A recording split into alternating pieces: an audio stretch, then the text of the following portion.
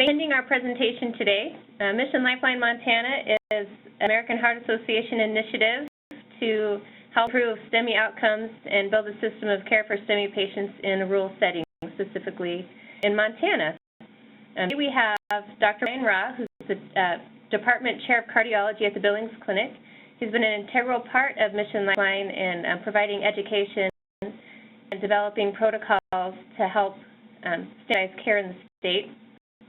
And he's going to speak to us today about acute of coronary artery disease and some of the of STEMI care.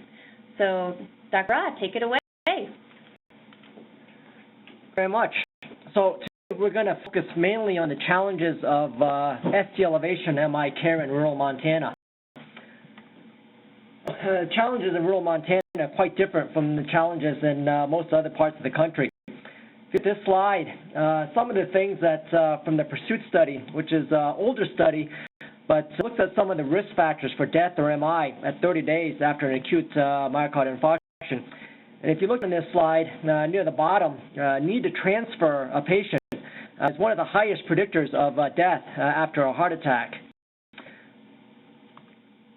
Some of the major risk factors for mortality after a heart attack really can't be controlled. That number of risk factors pre-heart attack, your age, whether you're a female or not, the location of your heart attack, your heart rate response, whether your blood pressure is high or low, your heart muscle function, all is something that you can't really control when you're having a heart attack. But one of the things that you can control, and one of the things that we're going to focus on, is the time to reperfusion, and reperfusion being how fast we can get that artery open. So if you look at some of the challenges in Montana, looking at more than 2,000 cath labs in the United States. Montana is the fourth largest state in the country. It's the 44th in population, and it's 48th in population density, meaning that the people in Montana are very widely spread out. Here's a map of Montana, and I don't have a pointer, but if you look at Montana in general, you can see that there's only a few places that have primary PCI capability, meaning the ability to get that artery open with balloons and stents. If you look at Kalispell, Great Falls, Missoula, Helena, sometimes Butte, Bozeman, and Billings in Great Falls, those are the places that have primary PCI capability, but a huge area of Montana and all these critical access hospitals don't have the ability to do primary balloon intervention. If you look at the air services around the country as well, you can see Montana there, and you see just a small number of air medical services there compared to most of the other country. And if you can see there on the East Coast as well, the amount of air flight services compared to Montana is clearly vastly different, despite that the fact that the people in Montana are so widely spread out. If you look at the best way to get the artery open, I think all these studies, and we don't even do these studies anymore because primary PCI, meaning getting the artery open again with balloons and stents, is clearly superior to thrombolytic therapy in ST elevation MI, including better outcomes of death, recurrent MI, recurrent ischemia, and the endpoint of death, non-fatal infarct or stroke. It's really better with primary PCI, but as you saw in the previous slides, primary PCI is really not available for the majority of people in Montana or even Wyoming. If you look door to balloon time, this looks at 30-day mortality and trying to get that artery open as soon as you can. And you can see that if you get that artery open within the first hour, the mortality rate is very low and progressively increases over time to more than 14% if intervention is not performed at all. This is a thrombolytic trial, and actually a bunch of thrombolytic trials bunched together, and the same thing holds true with reperfusion with thrombolytic therapy. And again, most of that benefits within that first couple of hours. And you still see some benefit extending out all the way to 12 hours, but clearly that slope plateaus there after the first 4 to 6 hours. And again, the biggest bang for the buck being in that first 1 to 2 hour time period.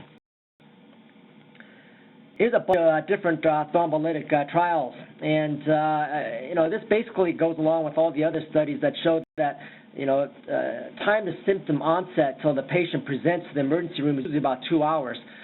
So that being 120 minutes, and the rest of this time between 2 to 3 hours getting that thrombolytic on board. So one of the important things is try to get that patient to the emergency room as fast as possible. And all these previous studies show that it's about a 2-hour window before the patient actually gets to the emergency room, and then somewhere in 30 minutes to an hour afterwards that they get the thrombolytic therapy. This, again, kind of like some of these other slides, looks at the number of lives saved per 1,000 patients treated with fibrinolytic therapy. Again, if you look at within the first hour to 2 hours, you get a large number of these patients saved, really a huge bang for the buck within that first hour to 2 time window.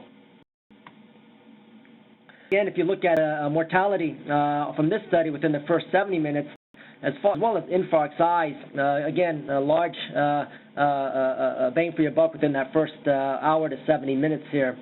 And infarct size is also very important because the bigger the infarct, the more likely you are to have episodes of heart failure down the line, and heart failure actually is a big predictor of long-term outcomes and mortality as well. So some of the quality measurements that we look at here at the Billings Clinic, as well as some of the national goals. I suspect the Billings Clinic outcomes are probably similar to a lot of the other major PCI centers in Montana, but this is the only data I have. If you look at Billings Clinic Q4 2014, our national goal is to get it the door to EKG less than 10 minutes, the door to balloon time less than 90 minutes. We're around 52, 53 minutes. Looking at first medical contact to balloon time, the national goal being less than 90 minutes. And this medical contact to balloon time is the time that the patient is first seen by EMS or walks into same-day care or seen by fire department, anybody who first sees this patient to the time that that artery is opened by a balloon.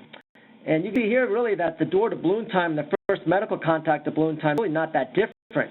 And the reason being is that if we can get that EKG transmitted to us before the patient comes to the emergency room, that patient can actually bypass the emergency room and go straight to the cath lab, and that emergency room time is not factored in there. One challenge that Montana has is this next line there. It talks about the door-to-door to balloon time. And that is the time that the patient presents to an outside facility, gets transferred to a PCI center like here at the Billings Clinic, and then gets that artery open. Well, the national goal is less than 120 minutes, and given the geography of Montana, I think we all realize that this is never going to happen. But what we want is that door-to-door to balloon time to be as short as possible. And there's some strategies that we have, and I'm going to go over here in a little bit, that helps us try to decrease that door-to-door to balloon time. The other thing that we're going to focus on is the door needle time, and the goal is to get that door to needle time less than 30 minutes. The door in, door out time is the time it takes for somebody to get to an outside facility, then get out of that outside facility on the way to a PCI center, and the goal again being less than 45 minutes there. This is a difficult chart to explain without a pointer, but this is basically a blinded chart looking at 26 different facilities that have transferred patients to us within the last year or so. And that red circle in the middle is a 30-minute window. And every one of those points that are outside that 30-minute window, whereas when there's points across the time period, tells us how long it took for certain facilities to give the thrombolytic therapy. If you look at, for example, facility number 22, they had 4 ST elevation MIs, and their door-to-needle time was somewhere between 2 hours and 52 minutes and 3 hours and 21 minutes. Some other facilities that also, if you look at facility 17 there in that bottom left-hand corner, they have a door-to-needle time of almost about 3 hours as well. So our goal is to try to decrease that door-to-needle time to less than 30 minutes and get these points all set around that red line. It's a very hard slide to understand without the pointer, but we'll have to hopefully understand that based on my explanation there. If you look at this pie chart, this is the duration of minutes until thrombolytic therapy is started.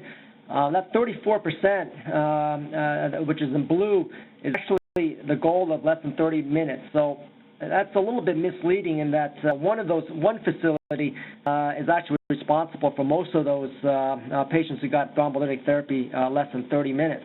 And the other thing, if you notice, half or more than half of these patients had door-to-needle times more than 45 minutes. So I think Joni kind of went over Mission Lifeline Montana, but a couple of slides here about Mission Lifeline Montana. It's a $4.6 million gift from the Leona Helmsley Charitable Trust. And again, the focus is on saving lives by increasing the number of patients who can be rapidly transported to hospitals capable of opening a blocked coronary artery. Also to help improve system of care and to basically come up with guidelines to make standard of care available throughout the state. And they've done this by doing things like this, coming up with protocols for STEMI receiving and referring facilities, ongoing training, public education of calling 911 and getting to the hospital faster, as well as grant funding for EMS agencies and hospitals. One of the other things that we work very hard on is try to get the patients aware to call 911. In Montana, when we've done some studies, and we know that vast majority of patients actually don't call 911 when they're having a heart attack.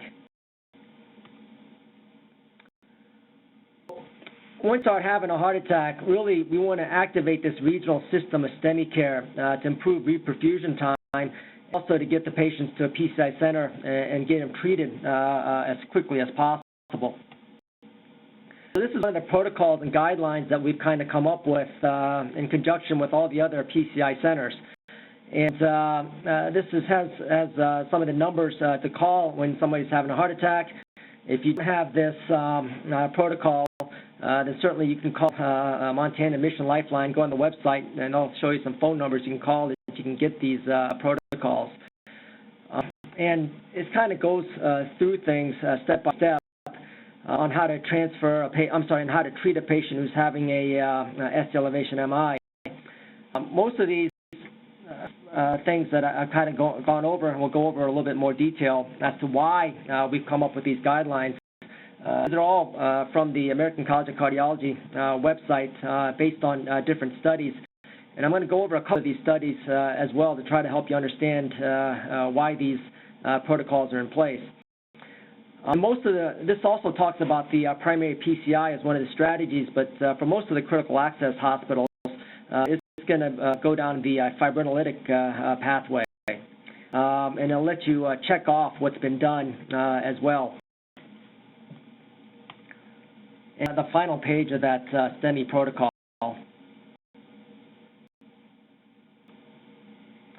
So, to understand why these patients are treated this way, it kind of makes sense to go over some of the pathophysiology of acute MI. One of the things that people may not always know about acute MI is that ST elevation MI or sudden cardiac death presents as the initial symptom at least half the time, just about half the time in women, and actually more than half the time in men. And so stuttering chest pain, intermittent chest pain, or something prior to having your heart attack actually doesn't happen the majority of the time. The reason is that most heart attacks actually aren't caused by really tight blockages. They're actually caused by blockages that tend to be less than 50%. And blockages that are more than 70% actually cause really a small majority or the vast minority of heart attacks. This is why you see all those patients who say that they just had a stress test last month and they don't understand why they had a heart attack, or even doing a stress test in an asymptomatic patient doesn't really improve outcomes. You can do a stress test every single day and throughout the course of the year and really not decrease your risk of having a heart attack, because tests only find these blockages that tend to be high grade, like those greater than 70% blockages. They don't find these lower grade 50 to 70% blockages or less than 50% blockages. These blockages are actually best treated with medical therapy. If you look at this, you can, on the left side, you see a vulnerable plaque, and then the right side, you see what we call a stable plaque. And both of those have about the same percent blockage, both being somewhere 50 to 70% blocked. But on the left, you see what we call the very thin fibrous cap. On the right, you can see where that line is going to a thick fibrous cap. And our goal with medications is to make these fibrous caps thicker. That's why we treat people with statin medications, ACE inhibitors, medications like that. They stabilize the plaque. They don't make the plaque smaller. They stabilize the plaque so that somebody's plaque goes from looking like that on the left to looking like that on the right. So this is kind of what a ST11 MI thrombus looks like. On the left, you see a pathology slide of a completely occluded clot. Apparently the patient didn't do very well, otherwise he wouldn't have a pathology slide. But on the right, you see a cartoon picture of that, and you see platelets that are there with the green line. You see red cells that are kind of all trapped in this fibrin mesh. And those little connectors there are fibrin, and those blue there are 2B3A, glycoprotein 2B3A molecules. So this is what typically happens when you have acute plaque rupture. You have a resting platelet, you get plaque rupture, and the platelets adhere to what's called von Willebrand's factor. Multiple different agonists are released, the platelets get activated, and these glycoprotein 2B3As are expressed. Fibrinogen comes along, and then you get platelet aggregation there. And so there's multiple different things that are activated, including platelets, fibrin, as well as thrombus. And so what we want to do is treat all of those when somebody's having an acute coronary syndrome like an ST elevation MI. And so a picture of a resting platelet on the left and what an activated platelet looks like on the right. And you can hear that the pathways of platelet aggregation, they are numerous. And here, this is one of the pathways of platelet aggregation. I hope you see that. I just realized I have a pointer. I hope you can see it. Here is something that Plavix would block, the ADP receptor there. This is where the glycoprotein 2B3A inhibitors that you've heard of, like integralin. We also use RearPro. Tirofiban is another one that we use less frequently. This is aspirin here, and 2B3A inhibitors actually prevent, this is a common pathway here, and prevents the cross-linking here. Heparin and enoxaparin work here to reduce thrombin generation. And bivalirudin, another one of the medications that we use mainly in the cath lab, not pre-cath, so it's not something you guys would use, but this is also called Angiomax, you may have heard of that. So each platelet expresses about 70,000 glycoprotein 2B3A inhibitors, glycoprotein 2B3A receptors. If you look at each one of those arrows represents about 500 of those glycoprotein 2B3A receptors.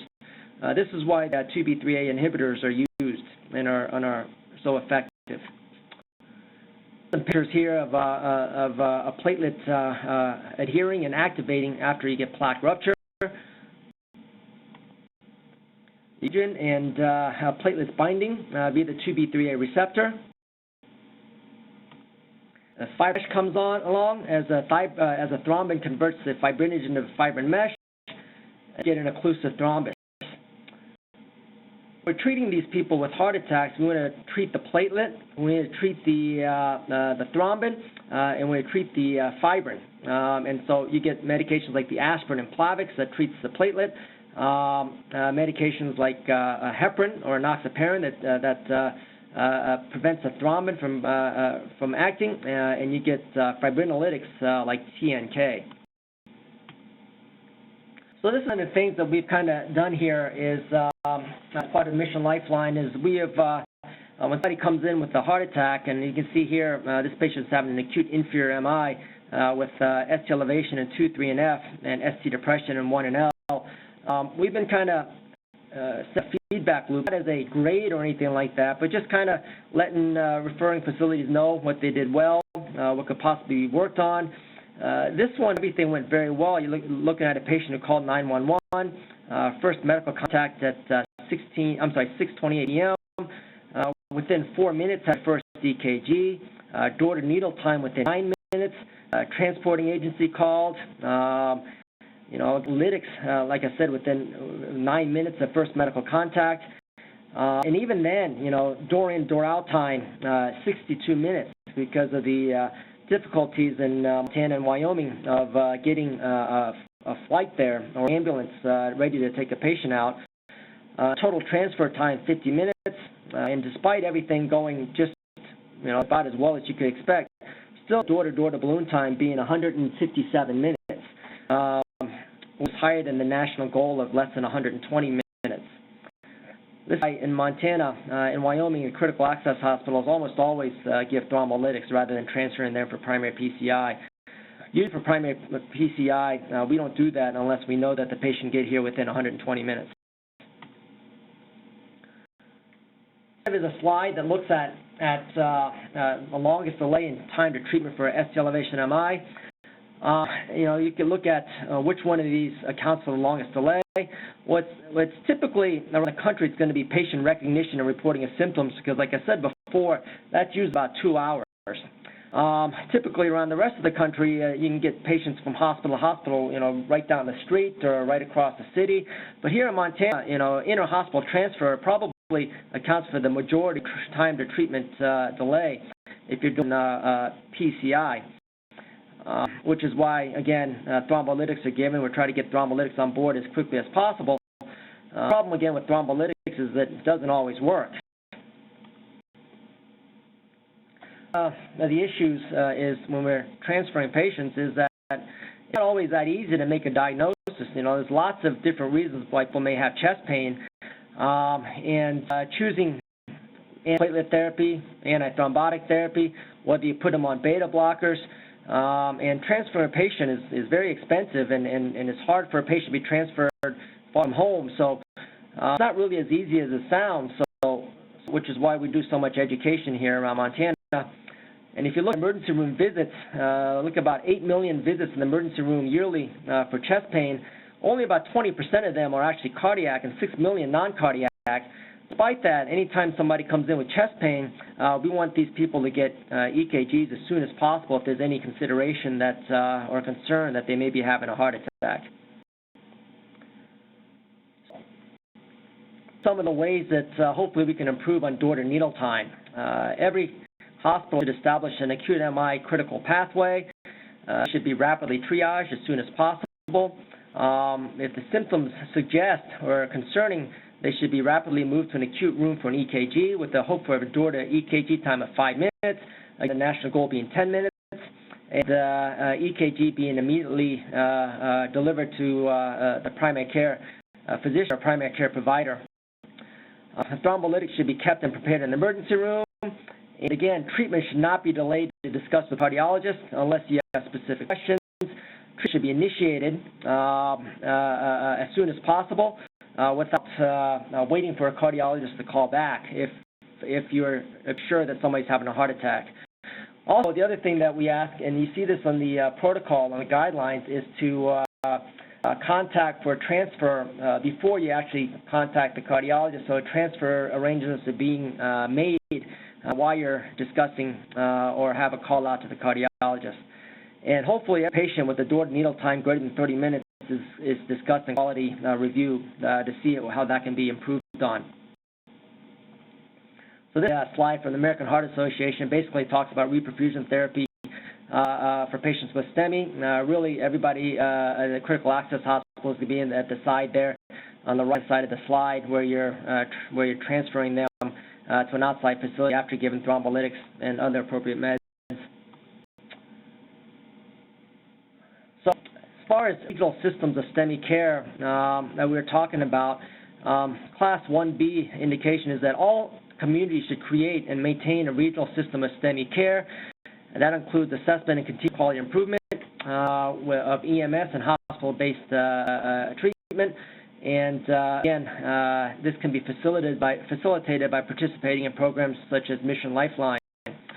And also, another thing that would be very beneficial and recommended is that patients get an EKG by EMS personnel at the site of first medical contact, rather than waiting to go to the emergency room, if at all possible.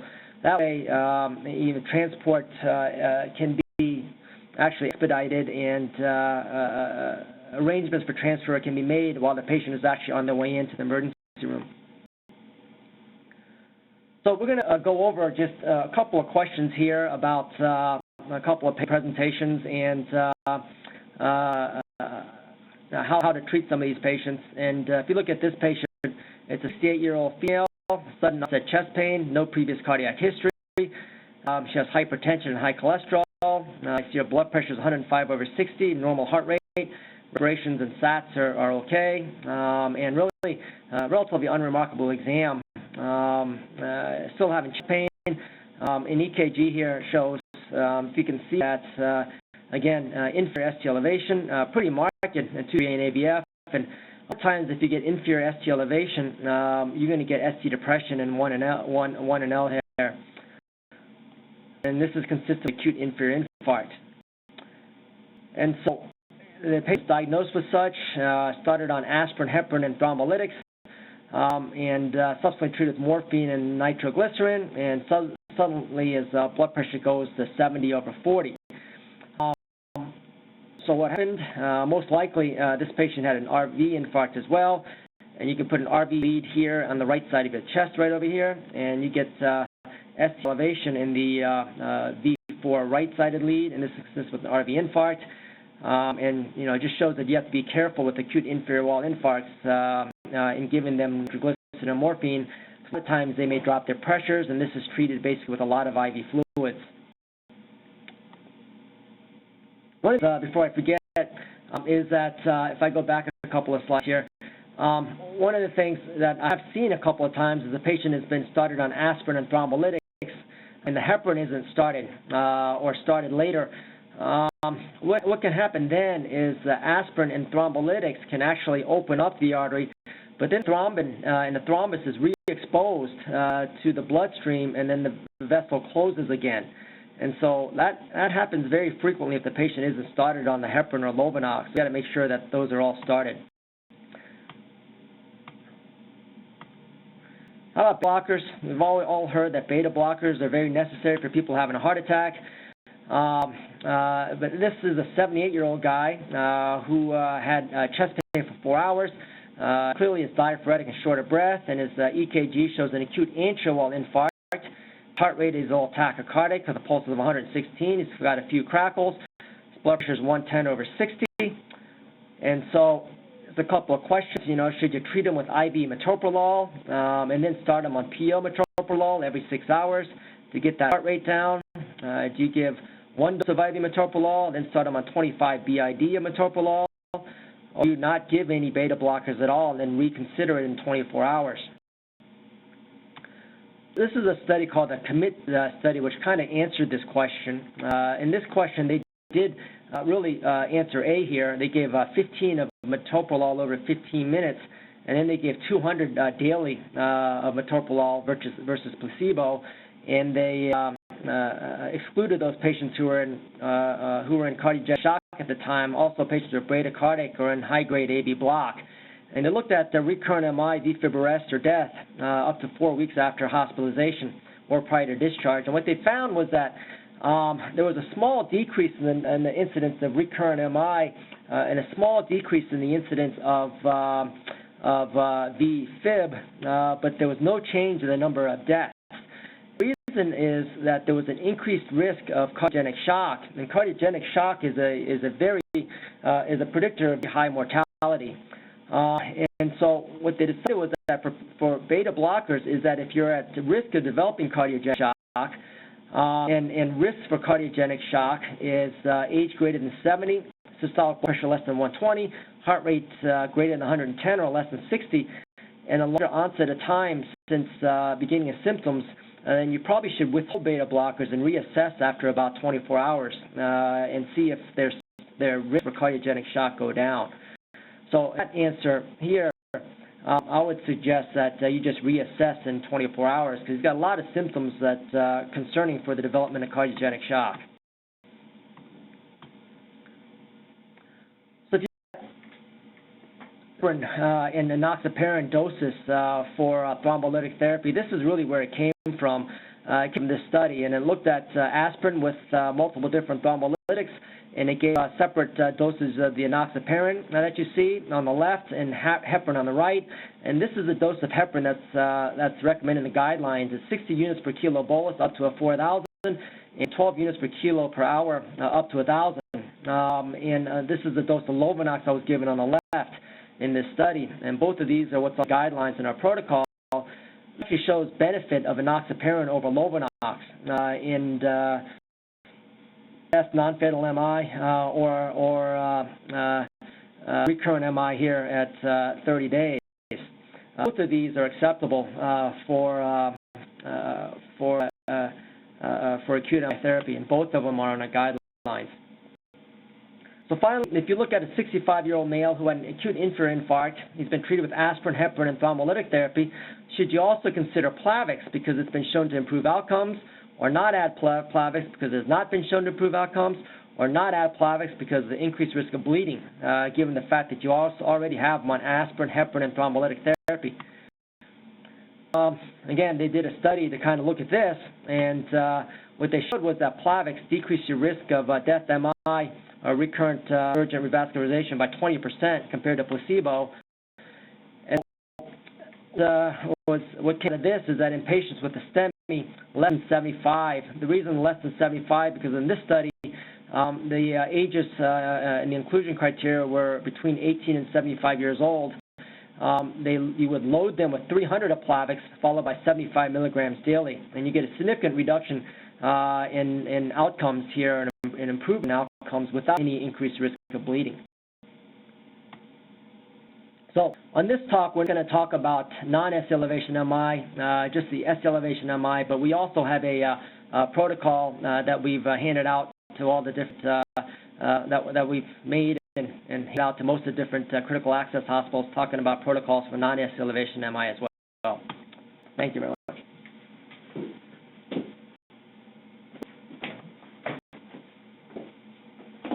Dr. Ross.